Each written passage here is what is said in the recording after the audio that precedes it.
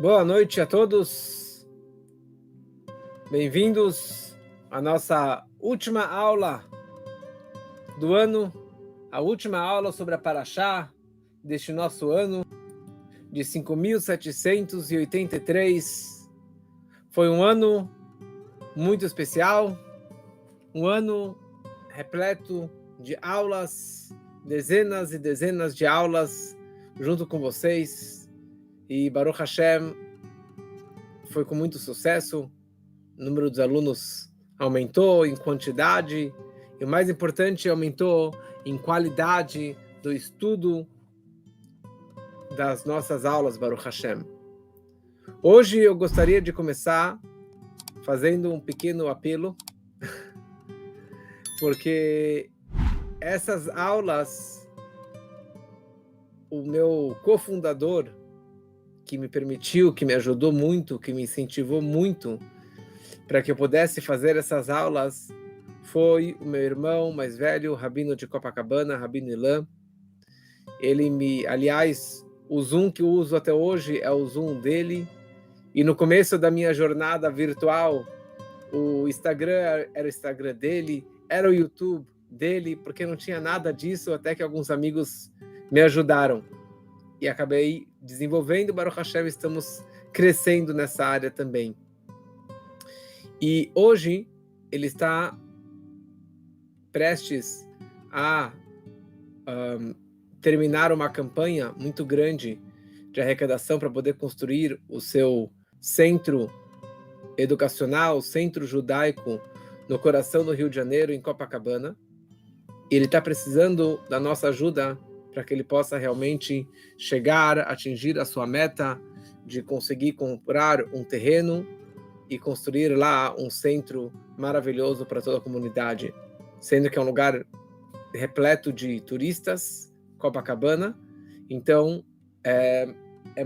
faz muita falta um centro judaico dessa forma, e estamos aqui pedindo para que todos aqueles que já ajudaram, que ajudem mais, e aqueles que não ajudaram ainda, que ajudem e que indiquem amigos e conhecidos para fazerem essa doação no dia de hoje e no dia de amanhã. Ainda temos mais 47 horas para fazer essa doação. Então, se você não souber como acessar, é muito fácil. É www.charity, que seria charidy.com/Maayan Rio, MAAYAN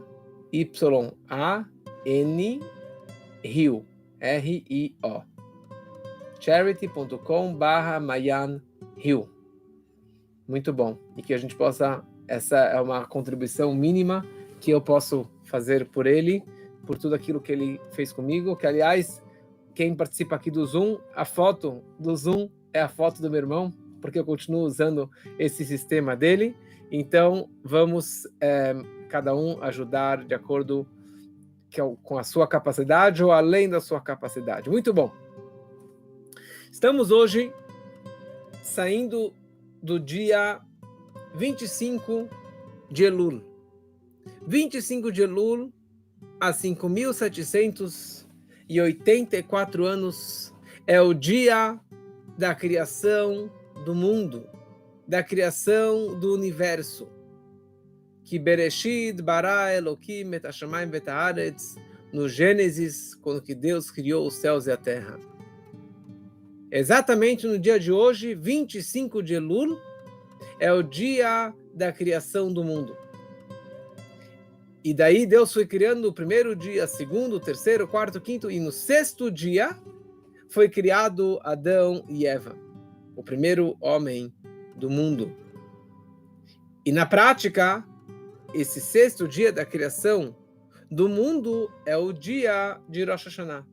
Nós celebramos Rosh Hashanah no dia da criação do homem e não da criação do mundo, porque todo o propósito da criação do mundo, do universo, é para que o homem fosse criado e que o homem servisse e louvasse e agradecesse a Deus, que foi isso que Adão ele fez naquele dia, do sexto dia da criação, no dia que ele foi criado. a primeira coisa que ele fez, ele reuniu todas as criaturas, todos os animais, todos os bichos, e ele falou, vamos nos ajoelhar e nos curvar perante Deus, o nosso Criador, que acabou de nos formar, de nos criar do pó da terra. Isso foi naquele momento. Quer dizer, Deus ele criou o mundo porque ele quis, e nada mais. Deus ele criou o homem porque ele queria que o homem, e na sequência o judeu, por intermédio do estudo da Torá e do cumprimento dos preceitos de Deus, das mitzvot, pudesse fazer deste mundo uma morada para ele, uma morada para Deus dentro deste mundo físico e material. O que é chamado de Dirá Betartonim, uma morada para Deus aqui embaixo.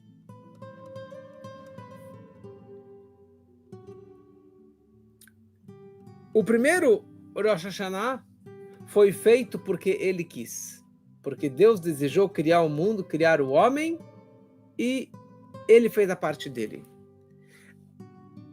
A partir do ano seguinte, a partir de então, para que Deus deseje reinar sobre o mundo por mais um ano, depende de mim.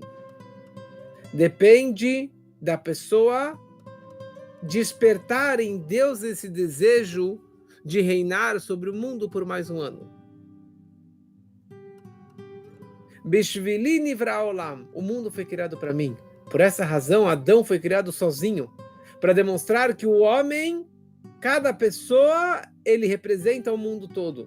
O mundo, o universo todo foi criado para mim. Isso não é uma razão de orgulho, mas sim uma razão de responsabilidade do trabalho, da minha missão neste mundo. E essa que é toda a ideia do dia de Rosh Hashanah. Rosh Hashanah que é o dia que o homem foi criado, e que o mundo inteiro, o universo, ele é recriado neste dia, ele é julgado neste dia de Rosh Hashanah.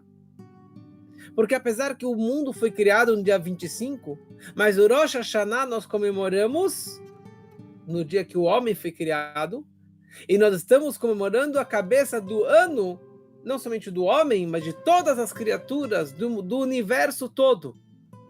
Como nós falamos na reza de Rosh Hashanah, Zeh Hayom Tchilat Masecha. Este é o dia do início dos seus feitos, das suas atividades da criação. E como no momento máximo da reza de Rosh Hashanah e do Yom Kippur, no Unetane Tokef, que ali nós falamos que hoje é o dia do julgamento, que hoje é decretado quem vai nascer, quem vai morrer, quem vai ficar rico, quem vai ficar pobre, quem vai ter saúde, quem não vai ter saúde, e assim por diante, mas todas as criaturas passam perante o Senhor nesse dia. Todas as criaturas, não somente o ser humano, não somente o judeu, todos os seres, toda a humanidade, todas as galáxias, tudo é julgado neste dia de Rosh Hashanah. Então, conta uma história ligado com o aniversariante da véspera de Rosh Hashanah, no dia 29 de Elul, que é o Tzemach Tzedek, o terceiro Rebbe de Chabad, aquele que é vestido sempre de branco, é o único desenho que nós temos dele. O Tzemach Tzedek, ele ele nasceu na véspera de Rosh Hashanah. E depois do seu falecimento, o seu filho, o Rebbe Maharash, que chamava Shmuel, ele anualmente visitava o seu túmulo para rezar, que assim é a orientação de rezar no túmulo de um tzadik, de um justo na véspera de Rosh Hashanah. Então ele ia no túmulo do seu pai na véspera de Rosh Hashanah, e que inclusive era o seu aniversário. Quando, no ano, em hebraico, 5.631, que seria 153 anos atrás, o neto do Tzemach Tzedek, que seria o Rebbe Rashab, o jovem Rashab, Shalom, Shalom Dover, ele vira para o seu pai, depois que ele voltou da visita no túmulo do seu pai, e ele perguntou para ele: papai, me fala uma coisa, qual é o trabalho principal do dia de Rosh Hashanah? E o pai dele falou: o trabalho de Rosh Hashanah é Kabbalat Ol Malchut Shamayim, receber sobre si o jugo, o reino de Deus. Que isso representa assumir o compromisso de cumprir os preceitos, as mitzvot, e estudar a Torá. Da mesma forma que um soldado que recebe sobre si, quando ele está no exército, ele tem o compromisso de obedecer exatamente as ordens do seu comandante, assim também é o dia de Rosh Hashanah. Esse que é o trabalho de Rosh Hashanah, receber sobre si o jugo divino. E o Rebbe Rashab, ele concluiu: quando eu escutei isso do meu pai, eu recebi uma brachá, eu saí e eu fui ler os Salmos, que aliás, qualquer segundo, minuto livre que você tem no dia de Rosh Hashanah, nas 48 horas de Rosh Hashanah, pega os Salmos e leia sem fim. 24 horas, 48 horas de Rosh Hashanah, aproveita para ler os seus Salmos. Passou 3 anos.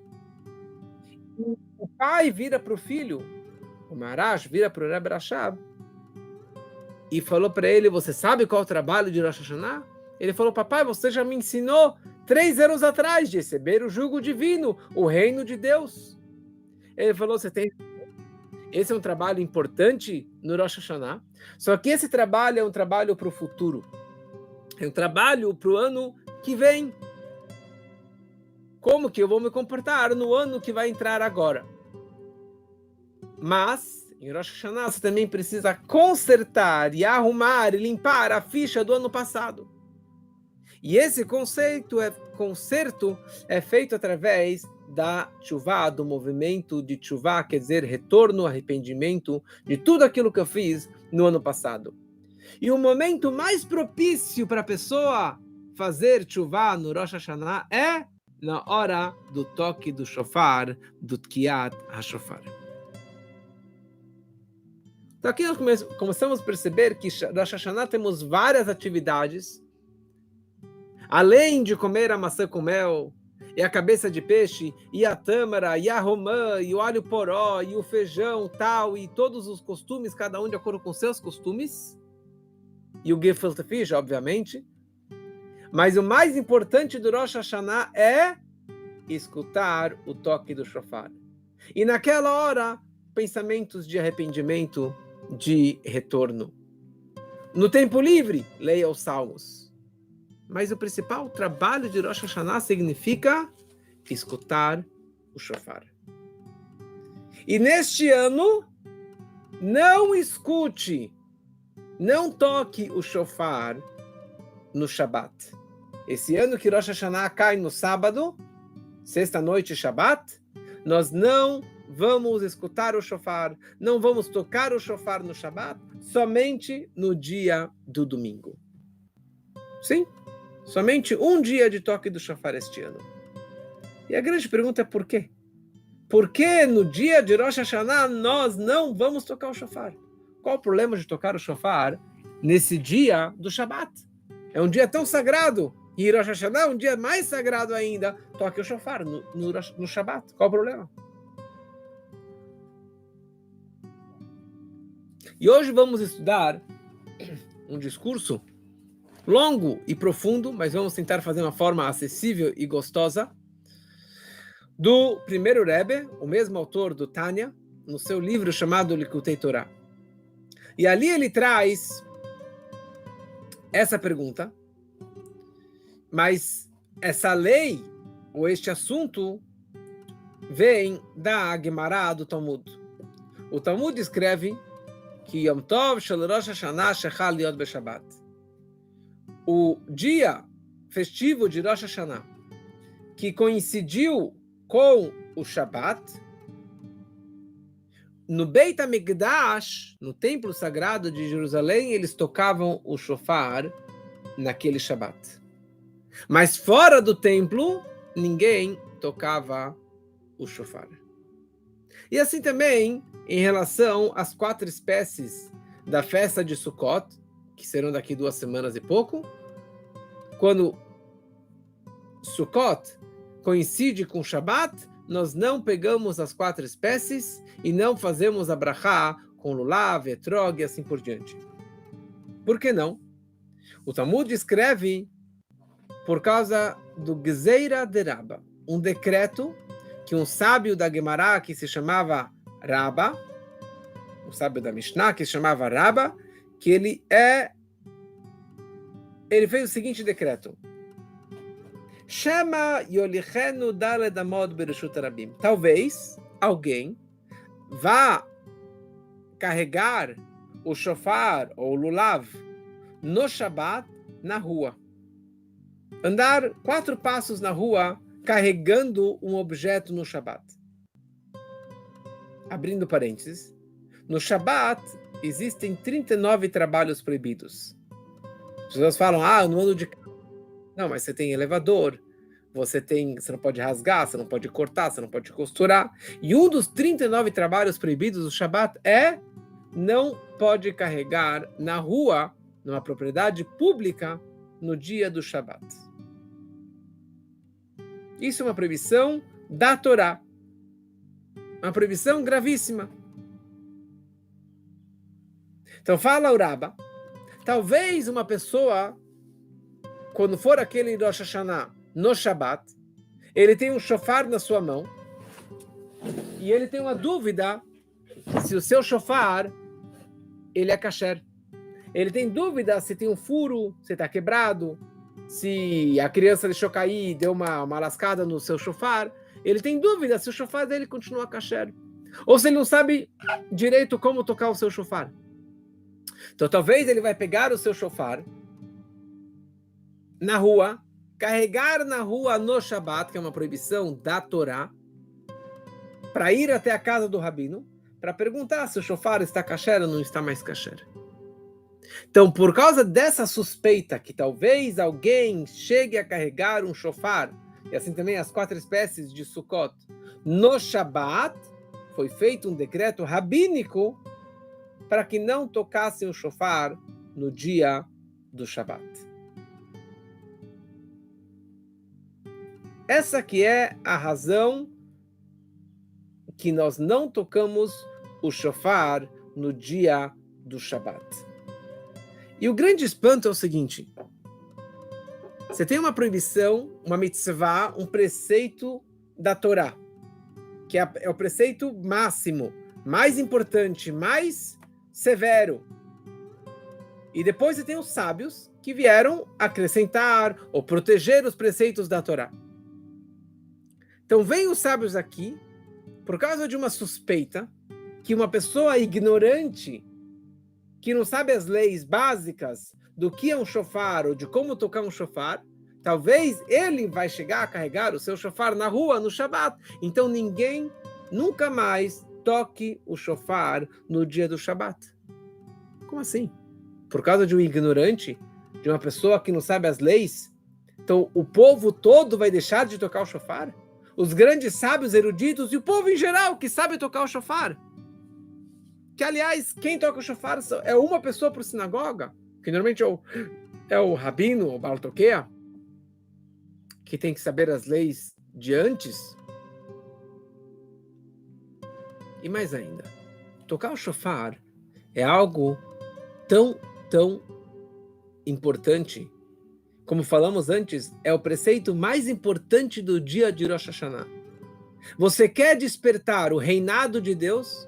Você quer despertar a vontade para Deus reinar sobre o mundo? É através do toque do shofar. E daí vieram os sábios falar, sabe o que? Não toca, porque um ignorante talvez vai chegar a carregar na rua. Como que por causa de um ignorante, uma pessoa simples, eles podem anular algo tão elevado como o toque do shofar? Que os maiores tzadikim vão perder esse momento tão importante e todas as kavanotas, as intenções, as meditações que são feitas e que são transmitidas através do toque do shofar. Então essa pergunta, como eu falei antes, foi feita pelo Alter Rebbe, pelo primeiro Rebbe do Chabad.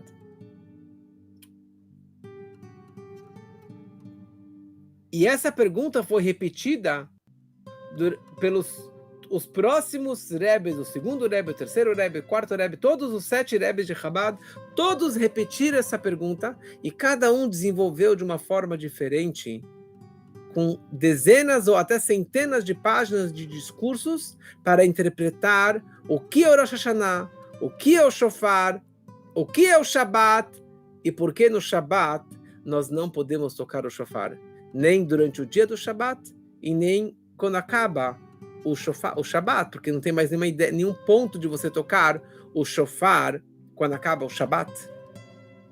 E aqui um momento só de passagem, eu queria falar o seguinte. Muitos associam Shofar com Yom Kippur e conectam Shofar com a noite, no momento que está escuro. Então isso normalmente são as pessoas que vão à sinagoga somente um dia por ano, no dia do Yom Kippur, ou no final da tarde do Yom Kippur, que já está quase escurecendo, que no final do Yom Kippur nós costumamos tocar o shofar. É um costume tocar o shofar no final do Yom Kippur. Mas a mitzvah, o maior preceito do Yom Kippur não é escutar o shofar. Yom Kippur é o dia do perdão, é o dia que nós precisamos jejuar 25 horas, 26 horas. Isso que é Yom Kippur. O toque do shofar é só para despertar, para falar que fomos aceitos, que acabou o dia do Yom Kippur. Shofar significa, é um sinônimo de Rosh Hashanah. A Torá nos ordena tocarmos o shofar no dia de Rosh Hashanah, durante o dia de Rosh Hashanah, e que na prática nós fazemos 2 dias de Rosh Hashanah, então temos a obrigação de escutar o toque do shofar nos 2 dias de Rosh Hashanah. Então a pergunta é, por que neste ano que o Rosh Hashanah cai, o primeiro dia, no Shabat, no sábado, nós não podemos e não devemos escutar e tocar o shofar? Tem uma frase do Rebbe anterior que ele dizia o seguinte: todo ano, em Rosh Hashanah, a pessoa deve receber sobre si, assumir para si mesmo, 3 ideias, 3 pontos. 1, caprichar numa mitzvah ativa, aumentar uma mitzvah positiva. 2, o cuidado de se abster numa transgressão, de fazer uma proibição da Torá, numa mitzvah lotase, uma mitzvah proibitiva. E número 3, acrescentar uma boa ação, um bom comportamento judaico. Uma mitzvah positiva, uma mitzvah proibitiva e um costume judaico.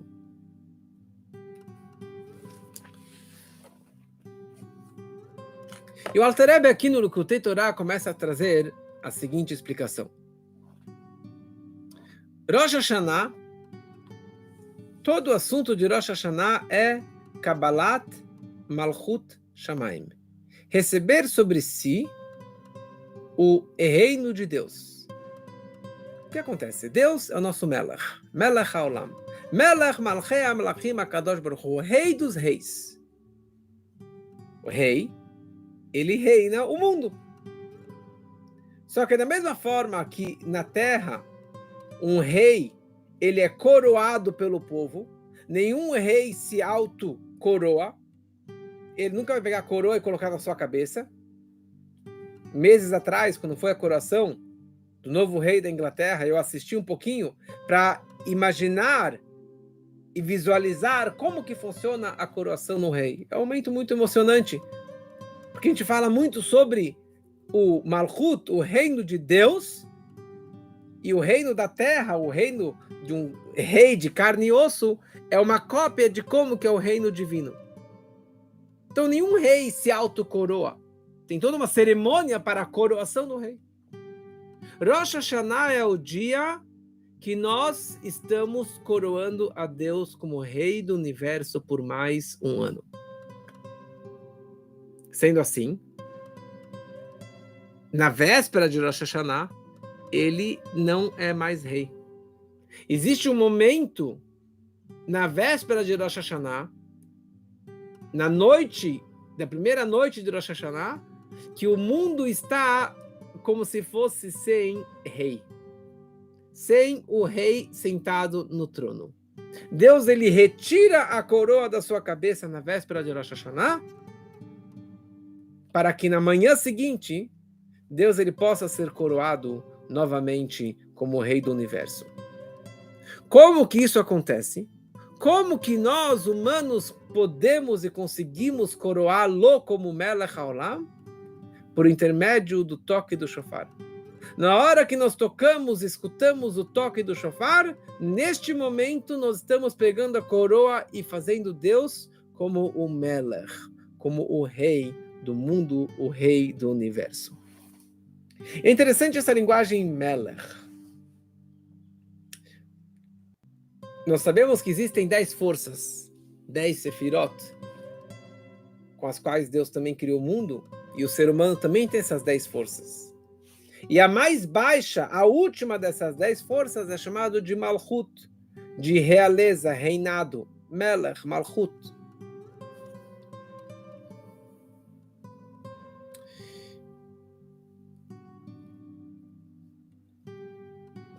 O rei tem várias características.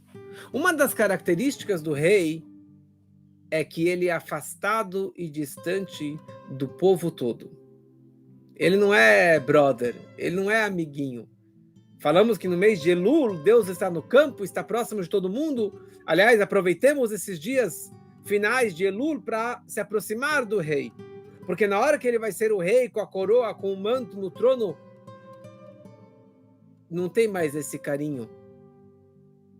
Porque ele está acima e afastado e muito além do povo todo.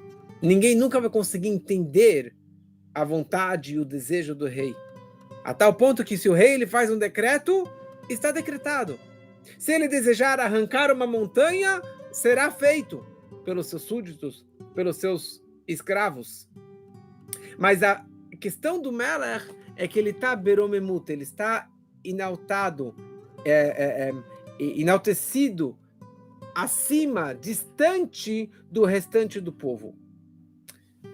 E essa é a forma que Deus ele cria o mundo, os mundos materiais e espirituais, físicos e espirituais. Deus ele cria os mundos usando essa ferramenta que é chamado de Malchut. É uma vestimenta, é uma forma que ele se expressa para o mundo através dessa força que é chamado de Malchut, de realeza. Por quê? Porque se Deus criasse o mundo com o atributo de Chesed, bondade e amor, então quando você faz bondade com alguém, você está se aproximando dela, você está tendo um contato muito próximo. Se Deus criasse o mundo com Gevurah, com severidade, com justiça, isso também representaria essa proximidade mais dura dele conosco. E não iria existir um mundo da forma que nós conhecemos, se tivesse toda essa conexão próxima com Deus. Para que Deus pudesse criar o mundo, ele criou esse sistema que ele cria os mundos com essa força, com essa ferramenta que é chamado de Malchut. Porque Malchut representa esse distanciamento dele muito acima do mundo, dos mundos e das criaturas. E só assim que ele consegue criar os mundos. E ao mesmo tempo, já que ele é tão distante e grandioso, isso desperta dentro de nós, dentro das criaturas, um bitul, uma submissão, uma anulação perante a vontade dele. Como um escravo, que ele está totalmente submisso perante a vontade do rei. O Malchutó beratzon kiblu aleihem, que eles vão receber sobre si o seu reino, beratzon, com vontade. Então, na hora que o povo bate palmas e coroa o rei, então isso desperta dentro deles essa vontade pelo rei, e, consequentemente, eles influenciam o rei. eles despertam nele uma vontade de reinar sobre eles por mais um ano, como uma votação. Quando o povo elegeu, votou por um rei, por um presidente, por um primeiro-ministro, então isso desperta dentro dele também uma vontade de reinar sobre esse povo que elegeu ele. E é isso que acontece no dia de Rosh Hashanah. Por isso que a palavra mais repetida durante toda a reza de Rosh Hashanah é a palavra Melech, Malach, Imloch, Malchutcha, Malchut. É o reino de Deus. Reinou, reinará, reina, por favor reine, por favor reine. É esse que é toda a reza de Rosh Hashanah ao redor do Malchut, do reinado, do reino de Deus.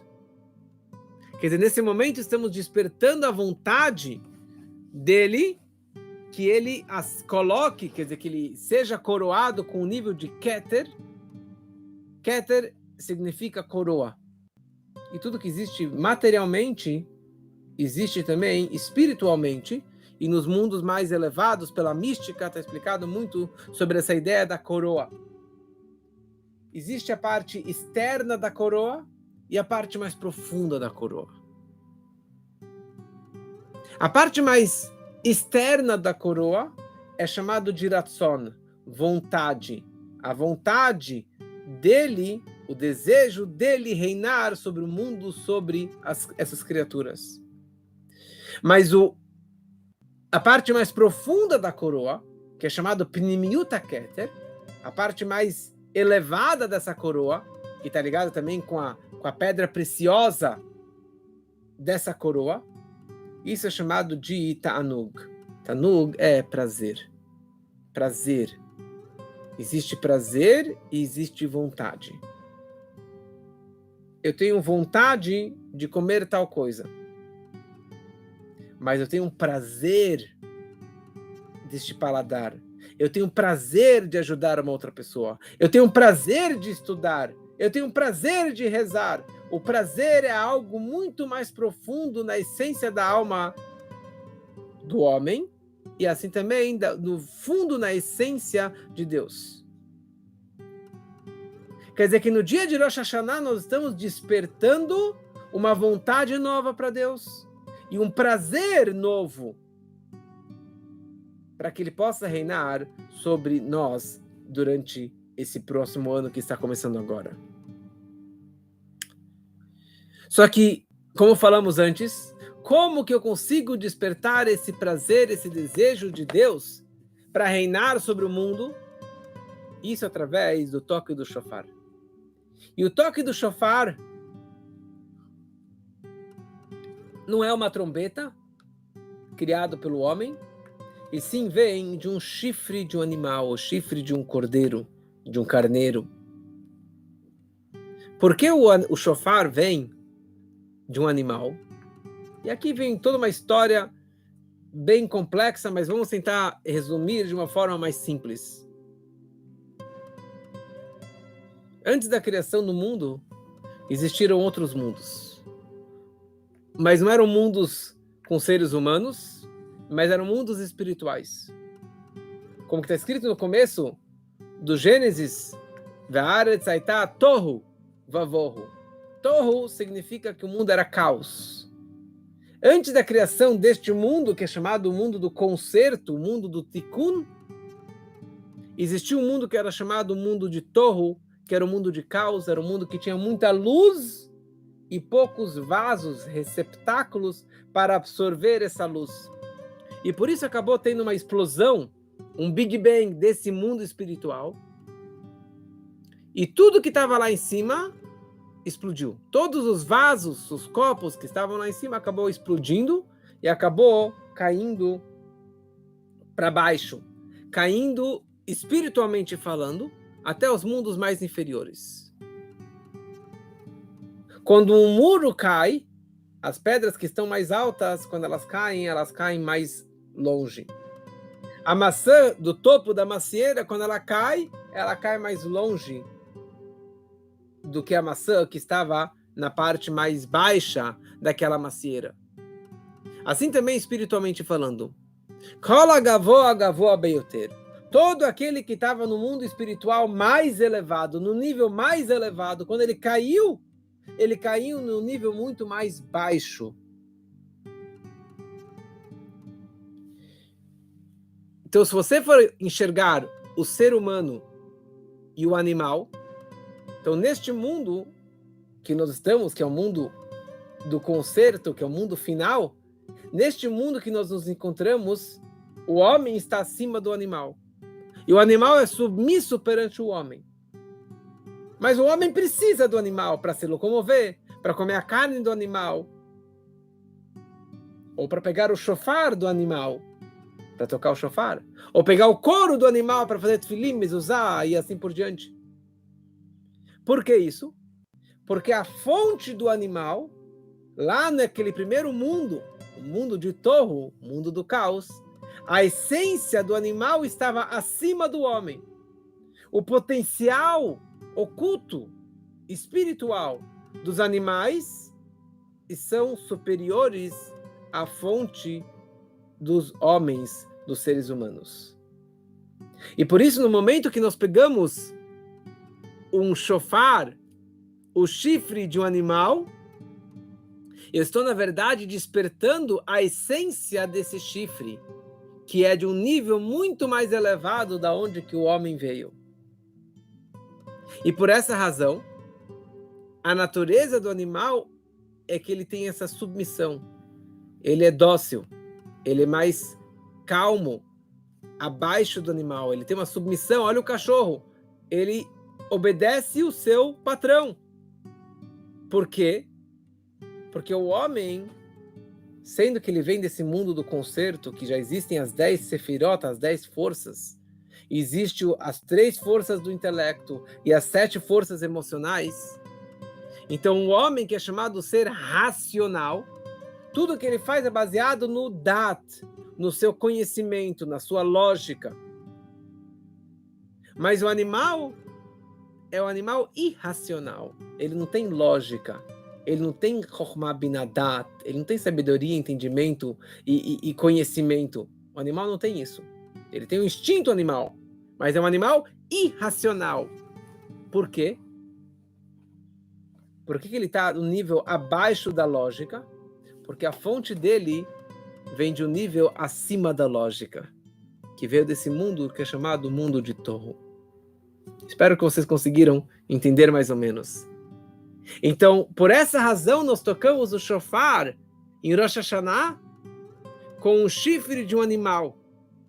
Porque o animal, ele tem esse bitul, essa submissão e esse poder de despertar um nível muito elevado, um nível de submissão a Deus, de anulação a Deus, que está além da racionalidade humana, que está muito além da lógica humana. Porque você pode fazer coisas limitadas, baseado na minha lógica, no meu entendimento, e eu posso fazer coisas baseado além da minha lógica, além do meu entendimento. E isso representa a ideia do shofar. Por isso que através do toque do shofar desperta a essência, o âmago mais profundo da alma judaica, do coração da pessoa. Não tem ninguém que escute o toque do shofar no Rosh Hashanah e não vai sentir um arrepio, não vai sentir algo mais profundo.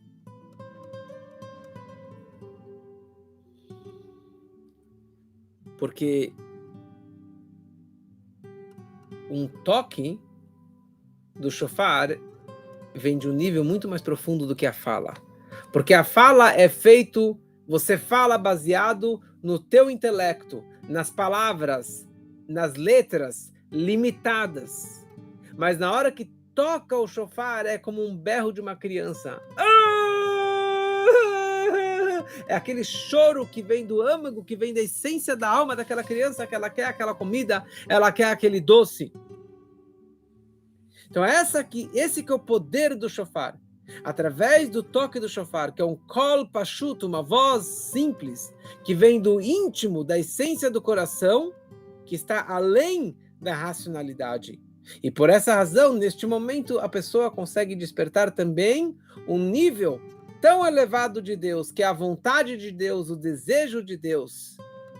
E isso vem através do toque do shofar, que tem essa submissão máxima, e por isso que consegue despertar essa luz máxima, essa transmissão máxima no toque do shofar.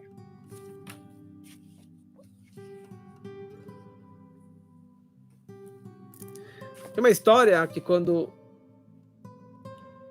o Alter Rebbe, ele estava em Mezrich, no seu mestre, o Magid de Mezrich, ele percebeu que ele rezava em Rosh Hashanah durante horas e horas e horas com músicas que despertavam o coração, com muito choro, com muita compenetração, e já pegava os salmos e ficava lendo salmos e salmos e salmos, como falamos antes, que Rosh Hashanah precisamos aproveitar o tempo máximo para ler mais e mais Tehillim.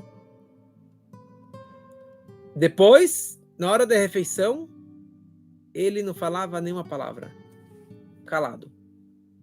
Era um momento de concentração máxima. Ele não falava nem palavras de Torá durante a refeição. Ele acabou o Birkat Hamazon e foi fazer. E depois ele foi fazer o Shema Israel da noite e ficou horas e horas e horas fazendo o Shema Israel da noite com muita empolgação do coração. E a noite inteira ele ficou fazendo salmos.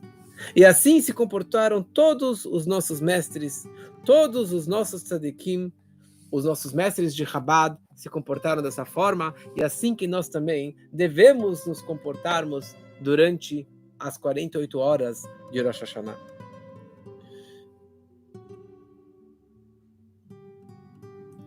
Então, se Rosh Hashanah é tão importante tocar o shofar, olha quanta coisa que nós causamos e transmitimos através do toque do shofar. Porque então, quando que Rosh Hashanah cai no Shabbat, nós não podemos e não devemos tocar o shofar. Para entendermos isso, precisamos entender o que é Shabbat. Shabbat vem da palavra, como nós falamos, que Vo Shavat Mikol Melachto, que no sábado Deus descansou. Shabbat vem da palavra descanso, de todo o seu trabalho que ele fez nos 6 dias do Gênesis. Vai Hula Shamayim Ve'aretz, vai Hal Elokim Bayom Hashvi. Deus, ele descansou no 7º dia. Que assim também é no ser humano. Você trabalha 6 dias, alguns lugares trabalham só 5 dias, mas a pessoa trabalha a semana toda. Quando você trabalha a semana toda, a sua cabeça está metida no negócio, no trabalho, no celular, no computador, no comprador, no vendedor, no produto e assim por diante. E se todo o seu pensamento, teu intelecto está investido e metido ao redor daquele trabalho. Quando você pega umas férias, quando você para no Shabat, você está chovet, você está descansando. E naquele momento, o teu intelecto está voltando para cima, voltando para a sua capacidade intelectual, ao invés de ficar pensando em dinheiro, em comida, em compra, em venda, em negócios. E o meu intelecto volta para a sua essência, e todas as minhas forças, minhas energias voltam para si. Por isso que no Shabbat nós descansamos. Isso quer dizer descansar. Descansar significa parar de criar algo novo. Parar de me apegar, me dedicar com outros assuntos alheios que não são eu. E por isso que Shabbat é o dia de prazer máximo. Oneg Shabbat. Vekarat ala Shabbat Oneg. O dia do Shabbat é um dia de prazer.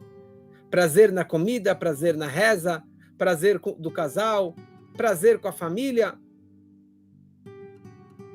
Porque no momento que você não tem preocupações e outras atividades, e você volta para si mesmo, o maior prazer que eu tenho é estar sozinho. Para mim, as melhores férias é quando estou num lugar isolado, só com a minha família, sem outras preocupações, sem celular, sem internet. Porque nesse momento eu consigo respirar, eu consigo voltar para mim mesmo, descansar. Porque durante os 6 dias da criação, ou 6 dias da semana, eu estou descendo. Deus criou o primeiro dia com bondade, por isso que ele criou a luz. O segundo dia ele criou com severidade, com justiça, por isso que ele separou as águas de cima, as águas de baixo. O terceiro dia ele criou com tiferet, com beleza, com harmonia, por isso que ele criou a natureza. Cada dia com uma outra força, com uma outra energia, com uma outra atividade. Quando chega Shabbat, Vaishbot, Deus ele descansou no 7º dia. E todas as suas forças, não somente o intelecto, mas todas as 7 forças subiram para o nível da Chokhmah, a sabedoria suprema, e tudo isso se elevou para a essência de Deus. E daí, Vayechal, quer dizer que Deus ele subiu, ele teve uma ascensão, e ele transmitiu esse Tanuga Elion, esse prazer supremo. E esse prazer se revelou não somente no Shabat, mas ele também acaba se expandindo e se revelando durante os outros 6 dias da semana. Porque a santidade e o prazer do Shabat não é só para o dia do Shabat, mas ela influencia a semana posterior inteira, até o próximo Shabat. E por isso que ele falou Tov Meod, Shabat foi Tov Meod, foi muito bom. O dia do Shabat, Tov Meod, é o dia máximo. Então essa que é a ideia do Shabat. É transmitido no Shabat por si só esse tanug, esse prazer máximo de Deus, que se revela na sabedoria e em todas as forças do ser humano. E por isso que no Shabat você não pode falar sobre assuntos mundanos, assuntos financeiros, assuntos que não têm a ver com a santidade do Shabat. Shabat é um dia que tudo tem que estar pronto, a comida é pronta, você não pode trabalhar, não pode cozinhar, não pode comprar, não pode vender, porque é um dia de descanso e é um dia que esse prazer deve estar revelado automaticamente. Então, sendo que no Shabat esse prazer é transmitido por si só, esse prazer supremo é revelado no dia do Shabat, que a pessoa e Deus têm o prazer de tudo aquilo que ele fez durante a semana toda. Então, é desnecessário tocar o shofar no dia do Shabat. Porque, como falamos antes, shofar é a transmissão do prazer, do desejo de Deus para reinar sobre o mundo.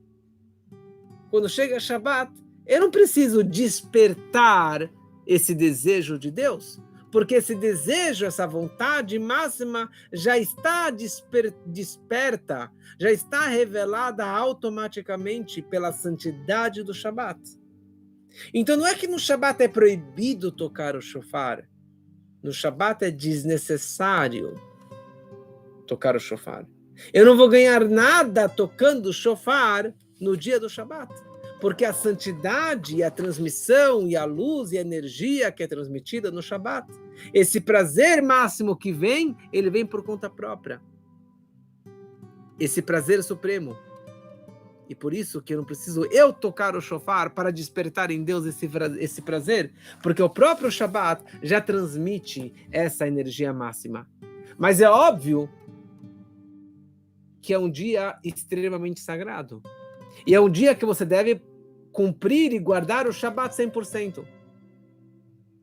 Muitos erram e falam, bom, já que não tem o shofar, então não vou na sinagoga no Rosh Hashanah, eu vou para a praia. Não. É um dia tão sagrado, então é um dia que você tem que ir para a sinagoga. É um dia que você deve guardar o Shabat melhor do que você guarda durante o ano todo. Se você quer receber essa energia do toque do shofar, então guarde o Shabat adequadamente. Ou pelo menos faça um pouco melhor do que você faz durante o ano todo. Eu gostaria de concluir com uma história muito bonita, que a gente falou que no Rosh Hashanah nós comemos a maçã com mel. E a maçã com mel não é simplesmente um símbolo. Tem uma aula gravada, está no meu Spotify, está no meu SoundCloud, uma aula gravada sobre a importância da maçã com mel, o significado da maçã com mel, mas tinha uma pessoa que ela tinha um machucado na cabeça e sofria muito, e os médicos falaram que ele tinha perigo de vida, e porque isso poderia chegar até o cérebro dele. E eles foram se encontrar com um grande tzadik, um grande justo, o Saba Kadisha de Mirodich. E ele deu para ele um creme. Ele falou, passa esse creme na sua cabeça várias vezes, e isso é o que vai trazer a cura para você. E na sequência, o machucado desapareceu, apareceu uma casquinha e logo desapareceu o machucado. E daí, o tzadik, ele falou, saiba que esse creme, essa pomada, não tem nenhum remédio dentro dela. Esse creme eu fiz dos restos da maçã e do mel que eu comi nesse Rosh Hashanah, disso que eu acabei fazendo esse creme. Obviamente que isso aqui é uma história de um tzadik, de uma pessoa muito elevada, mas só para a gente entender a importância também da maçã com mel, e a cabeça de peixe, e a romã, e a tâmara, e os outros costumes na comilança, na culinária do Rosh Hashanah, o bolo de mel, a torta de maçã e assim por diante. Mas, don't miss the point, não perca o mais importante do Rosh Hashanah, que é escutar o toque do shofar, que neste ano será somente no domingo, mas nesse Shabbat, capriche no Shabbat, e dessa forma você vai receber e vai escutar o shofar espiritual, o shofar, o choro da sua alma, e assim, é isso que vai garantir que você e todos nós tenhamos um Shana Tová Metuká, um ano bom e doce, e que sejamos escritos e carimbados no livro da vida com muita saúde, com muita abundância, e que assim seja para todos, se Deus quiser. E este é o nosso último shiur de Parashá da semana, das grandes festas. Espero que vocês gostaram, e nos vemos, se Deus quiser, ano que vem, com novidades, com muita força. Shana Tová Umetuká.